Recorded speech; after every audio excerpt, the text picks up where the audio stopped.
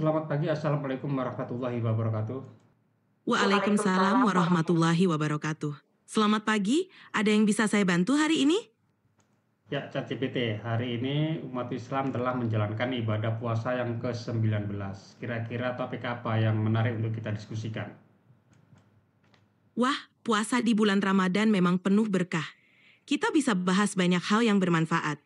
Misalnya, kita bisa diskusi tentang pentingnya meningkatkan kualitas ibadah selama Ramadan, atau mungkin tips agar tetap produktif meskipun sedang berpuasa. Atau, kalau kamu punya topik lain yang kamu minati, kita bisa bahas itu juga. Kedua topik yang kamu tawarkan sudah kita bahas di episode sebelumnya. Bagaimana kalau kita bahas topik tentang hadis riwayat Imam Muslim bahwa pada bulan puasa itu setan dibelenggu. Bisa diberikan ceramah tentang hal ini? Tentu, itu topik yang menarik.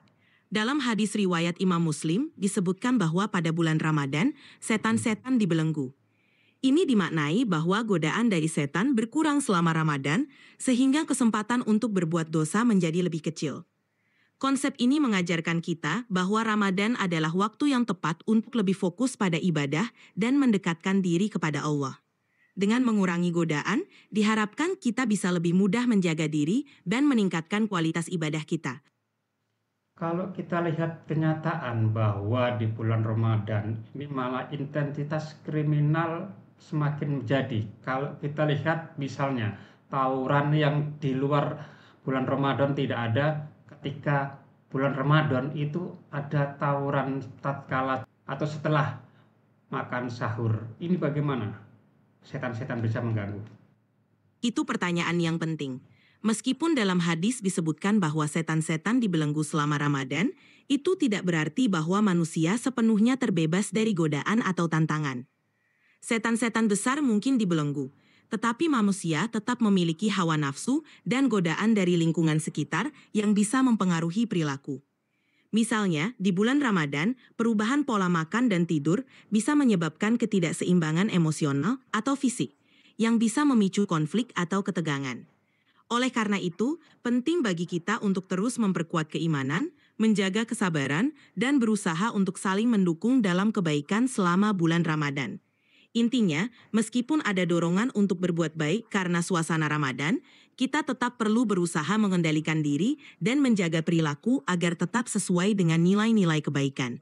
Selain fenomena tawuran, juga banyak kriminal-kriminal adanya judi sambung ayam. Ini juga semakin merajalela ketika bulan Ramadan. Nah, ini kadang yang sesuatu yang paradok dengan konsep tadi yang diriwayatkan dalam hadis tadi, yaitu tentang terkait dengan setan dibelenggu di bulan Ramadan. Memang, ada situasi yang tampak bertentangan dengan konsep bahwa setan dibelenggu di bulan Ramadan. Namun, penting untuk diingat bahwa meskipun setan-setan besar mungkin dibelenggu, manusia tetap memiliki kebebasan untuk memilih antara kebaikan dan keburukan.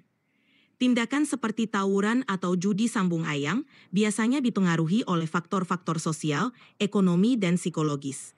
Ramadan seharusnya menjadi waktu untuk merenung dan memperbaiki diri, tetapi tantangan-tantangan ini menunjukkan bahwa perubahan dalam masyarakat juga memerlukan upaya bersama. Sebagai individu, kita bisa berusaha untuk meningkatkan kesadaran dan berkontribusi dalam menciptakan lingkungan yang lebih baik, terutama selama bulan Ramadan, dengan mengedukasi dan mendukung satu sama lain. Bagaimana menciptakan suasana bahwa Ramadan ini betul-betul bulan yang suci sehingga efek-efek negatif seperti yang timbul saat Ramadan seperti main petasan, tawuran setelah acara sahur, judi sambung ayam dan hal-hal yang lain itu tidak terjadi lagi di masyarakat kita. Menciptakan suasana yang penuh berkah dan suci selama Ramadan memang memerlukan upaya bersama dari seluruh masyarakat. Berikut beberapa langkah yang bisa membantu. 1. Edukasi dan kesadaran. Meningkatkan kesadaran tentang makna sejati Ramadan melalui ceramah, diskusi, atau media sosial. Edukasi ini bisa membantu masyarakat memahami pentingnya menjaga perilaku selama bulan suci ini. 2. Teladan dari pemimpin dan tokoh masyarakat. Pemimpin, tokoh agama, dan tokoh masyarakat dapat memberikan contoh yang baik dalam menjalani Ramadan dengan penuh kesucian. 3. Kegiatan positif. Mengadakan kegiatan keagamaan seperti tadarus Al-Quran, berbagi makanan kepada yang membutuhkan, atau kegiatan sosial lainnya untuk menggantikan aktivitas negatif. 4. Pengawasan dan dukungan. Masyarakat dapat saling mengawasi dan memberikan dukungan kepada mereka yang membutuhkan, serta mengingatkan jika ada perilaku yang tidak sesuai. Dengan langkah-langkah ini, diharapkan suasana Ramadan bisa lebih sakral dan penuh berkah. Kalau kita lihat fenomena sosial, ada sebagian kecil masyarakat yang merasa tersingkirkan di bulan Ramadan karena selama kehidupannya penuh dengan dosa, sehingga di bulan Ramadan ini dia merasa terabaikan sehingga membuat ulah untuk mencari perhatian. Bagaimana dengan menyikapi orang-orang yang seperti ini? Menghadapi situasi seperti ini memang memerlukan pendekatan yang penuh empati dan kasih sayang.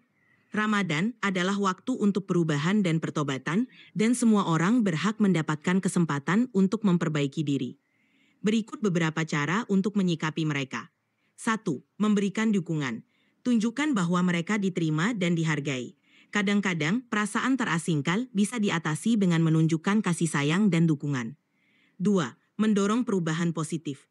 Ajak mereka untuk berpartisipasi dalam kegiatan positif, seperti berbagi dengan yang membutuhkan atau mengikuti kegiatan keagamaan. Ini bisa membantu mereka merasa lebih terhubung dan dihargai. 3. Mengajak untuk bertobat. Ingatkan mereka bahwa Ramadan adalah waktu yang penuh rahmat dan ampunan. Dorong mereka untuk memanfaatkan momen ini untuk memperbaiki diri dan mendekatkan diri kepada Allah. 4. Komunitas yang mendukung. Ciptakan lingkungan yang saling mendukung dan penuh kasih, di mana setiap orang merasa diterima. Setiap individu memiliki potensi untuk berubah, dan dengan bimbingan serta dukungan, mereka dapat menemukan jalan menuju perubahan yang lebih baik. Jika hal tersebut sudah kita lakukan, tapi belum ada perubahan, apa tindakan kita selanjutnya? Memahami bahwa perubahan tidak selalu terjadi dengan cepat adalah hal yang penting.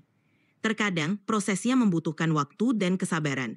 Berikut beberapa langkah lanjutan yang bisa dilakukan. 1. Terus memberikan dukungan. Kadang-kadang, orang membutuhkan waktu untuk merasa nyaman dan menerima perubahan. Tetap berikan dukungan dan kasih sayang, serta tunjukkan bahwa kamu peduli. 2. Libatkan dalam kegiatan positif. Ajak mereka untuk lebih terlibat dalam kegiatan sosial atau keagamaan yang positif. Ini bisa membantu mereka merasa lebih terhubung dan dihargai. 3. Konsistensi dan kesabaran. Perubahan adalah proses yang bertahap. Teruslah konsisten dalam memberikan contoh yang baik dan menunjukkan bahwa perubahan itu mungkin. 4. Mencari bantuan profesional. Jika diperlukan, pertimbangkan untuk mencari bantuan dari konselor atau tokoh agama yang dapat memberikan bimbingan lebih lanjut. Yang terpenting adalah terus menunjukkan bahwa kamu peduli dan siap mendukung mereka dalam perjalanan mereka menuju perubahan. Dari sisi ilmu kedokteran atau faktor biologis, adakah enzim-enzim tertentu yang memicu orang memiliki energi yang lebih, yang kadang energinya disalurkan ke hal-hal yang kurang baik? Secara ilmiah, energi dan perilaku manusia dipengaruhi oleh berbagai faktor, termasuk faktor biologis, psikologis, dan lingkungan. Beberapa enzim dan neurotransmitter dalam otak, seperti dopamin dan serotonin, berperan dalam mengatur suasana hati, motivasi, dan tingkat energi. Ketika seseorang memiliki kadar dopamin yang tinggi, mereka mungkin merasa lebih termotivasi. Baik, terima kasih ChatGPT atas diskusi kita pada hari ini. Semoga bisa bermanfaat dan menginspirasi. Dan pemirsa channel Rumah Belajar Kaltim, tetap stay tune di siar Ramadan Ngaji bareng bersama SLCC Smart Learning and Character Center PGRI Kalimantan Timur. Sampai jumpa pada edisi selanjutnya. Wassalamualaikum warahmatullahi wabarakatuh.